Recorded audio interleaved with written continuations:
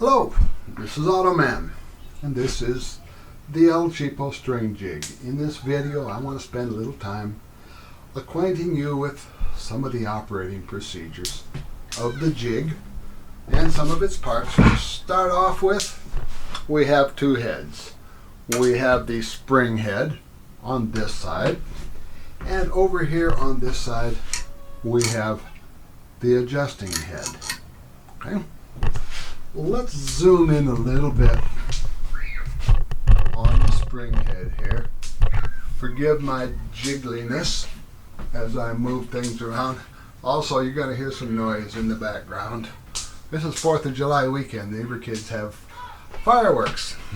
I'm annoyed. Every dog in the neighborhood's terrified, but hey, it's only one day, so we'll put up with it.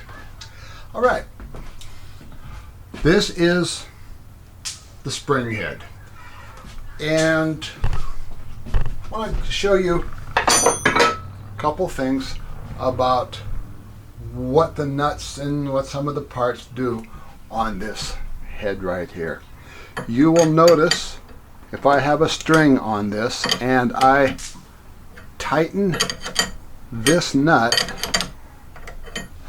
see how it pulls this post forward, compresses the spring a little bit, but it pulls this post forward and slackens the string. You will find that useful. I'm going to be referring to that feature in a little bit. There may be times when you get the adjusting head all adjusted and you wished you had a little more spring tension. If you tighten this nut right here, it will compress the spring. Okay, simple enough. Well, let's take the camera down to the other end and let's talk about the adjusting head. Most of what you're going to be doing on the jig is going to involve working with the adjusting head, and in particular that nut right there. That is our main adjustment nut. As I tighten that nut, it's going to pull this post forward, put tension on the string, and down on the other end, it is going to compress the spring. Now, before you begin, as you can see, I've already got a string laid out here. Since this is not a video on how to build a string, but on how to use the jig, I decided not to take a whole lot of time showing how I laid it all out. But to start off with, before you start twisting, put the shaft collar on like so. That is going to help you just ensure that everything's going to stay in place as we are working with the jig. Now, there are two methods that can be employed when twisting. One method I call the slider method. You won't be able to see that very well here, but I'm going to demonstrate what I mean. I'm going to loosen the nuts here, the hold down bolts here. And I'm going to put good firm pressure against this, and as I turn this, the string is going to wind up, and as the string winds up, of course, it's going to stretch. Now, you can't see it on the camera, but this jig head is walking forward as I do that, as it gets shorter. When you get your desired number of twists in with firm pressure back, tighten it down and proceed with your build. I'm going to show you another method. Let's get it backed out here. There we go. I'm going to show you another method of adding twists. Either way works just fine. Just depends on what you want to do. what you're more comfortable with. There we go. One thing I forgot to mention, when you get your layout all done, you get your jig posts set to their proper length, always double check your measurements before you start building. More than once I've built a string that was an inch too short because I didn't read my tape measure right. Double, triple check your post settings. Okay, I'm going to start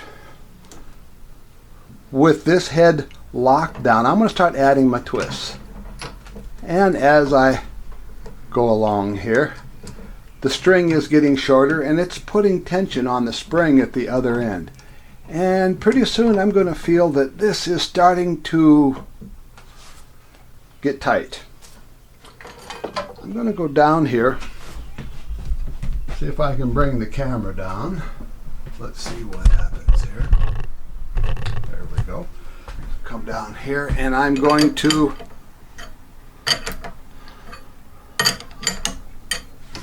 tighten that nut right there a little bit. It's going to put a little slack in that string. And I can go on doing my thing, and if it gets tight, when it gets a little stiff again, I can come back here and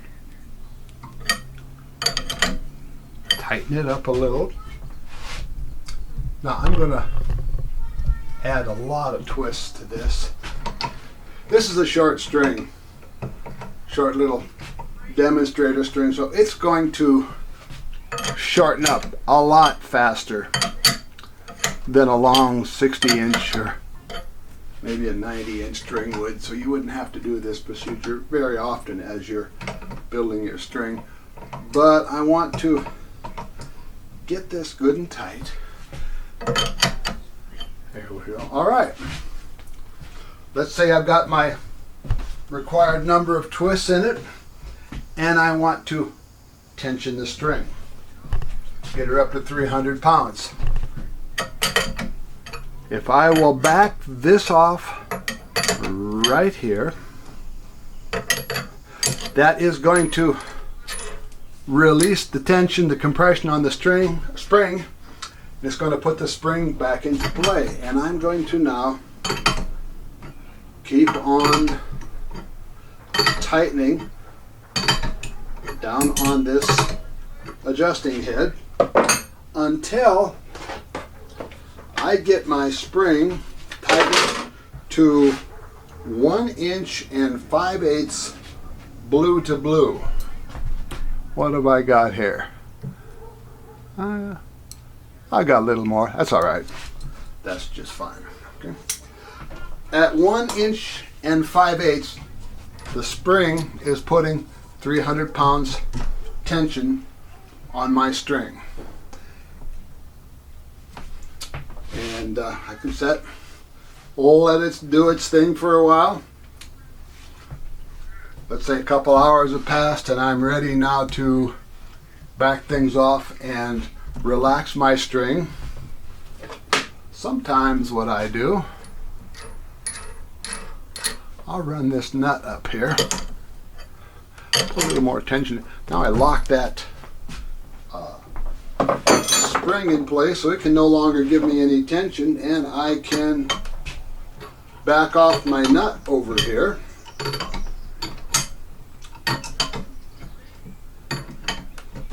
And loosen up my string. I still don't have quite enough.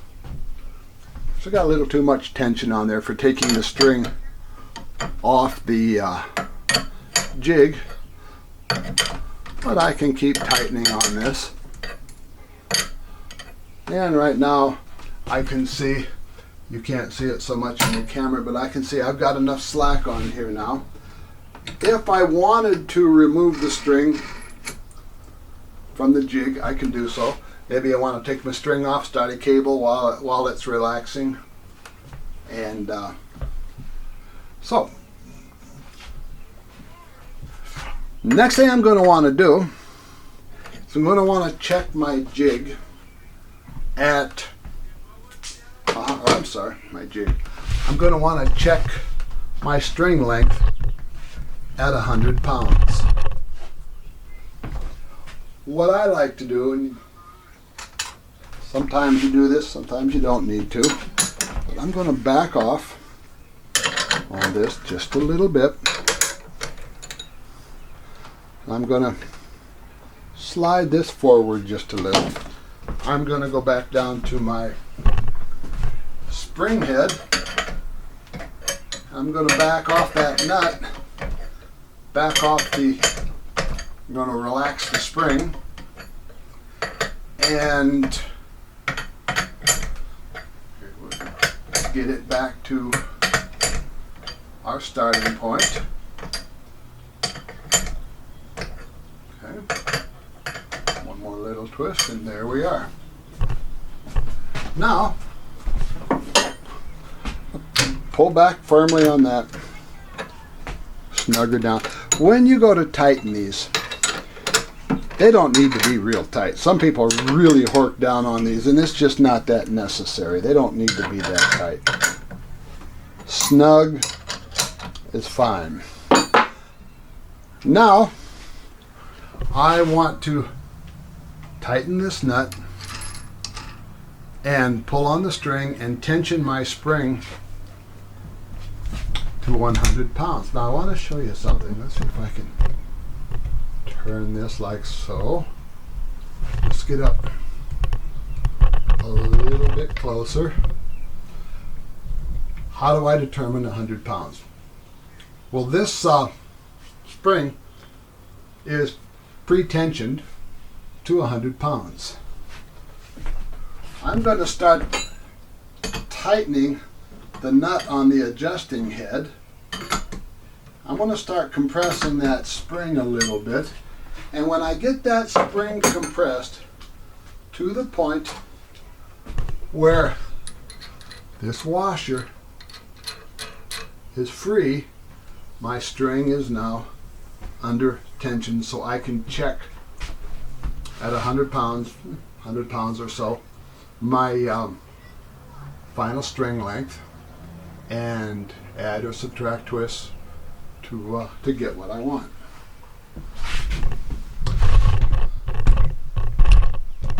Simple little jig,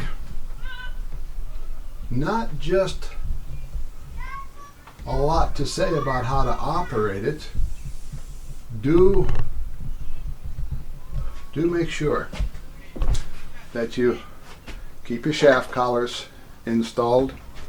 Sometimes you may tighten this up to 300 pounds and that string might decide it wants to climb up the post a little bit.